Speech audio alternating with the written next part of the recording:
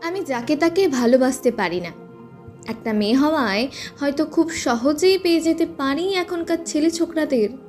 তাই বলে বাদ বিচার না করে কারো গলায় সহজে মালা দিতে পারি না। এমনকি অহেতুকর মতো হাজারো ছেলের মাঝে মেলামেশাও করতে পারি না। আমি তো আর ব্যবহারের পণ্য নই। খামখেয়ালি আমারও করতে ভালো লাগে, কিন্তু সুরক্ষার কথা মাথায় রেখে পিছিয়ে যেতে হয়। আড্ডা, মজা, হাসি ঠাট্টা আর পাঁচটা মানুষের মতো ভালো লাগে, কিন্তু কিছু হিংস্রের মুখের যাতনার শিকার যে হতে চাই না। আমারও মায়া লাগে একটা সুন্দর বা মন মাতানো ছেলে দেখে, তার সঙ্গে ঘর সংসার বাঁধতে, কিন্তু ওই যে ভবিষ্যৎ চিন্তা বলে একটা জিনিস আছে, যেই সেটা মাথায় চলে আসে তখনই টাকার পিছনে ছুটতে হয়। তাই আগাম চিন্তা ভাবনা মানুষের মানসিক জখমের মূল উদ্দেশ্য। সময়কে সময়ের মতো কাটতে দেওয়া শ্রেয়। আগে থেকে চিন্তা ভাবনা করে কোনো লাভ নেই, বই কি চিন্তার পাহাড় গড়ে তোলে।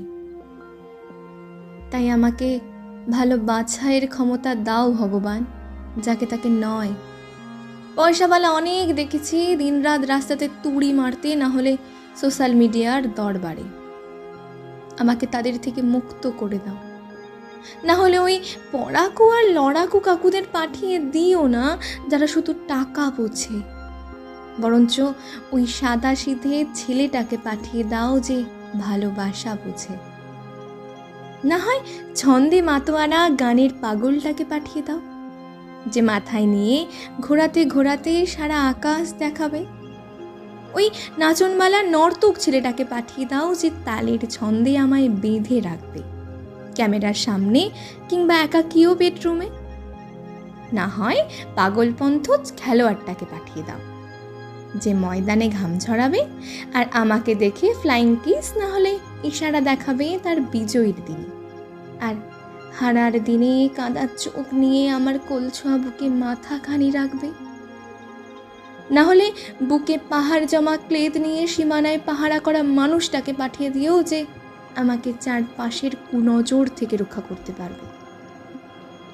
না পাইলে ওই কলম ধরা মানবটাকে পাঠিয়ে দিও, যে সারা দিন অন্যের ভালোর জন্য লিখে আর আমার জন্য প্রেমের উপন্যাস লিখবে আমায় মনে ধরে।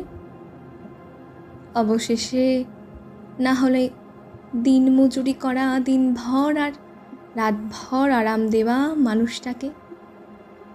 যদি না এমন পুরুষ মানুষ মেলে, আমি আমার মেয়ে সঙ্গিনীদের নিয়েও সারা জীবন কাটাতে পারি, কিন্তু যাকে তাকে মেনে নেওয়া আমার পক্ষে সম্ভব নয়।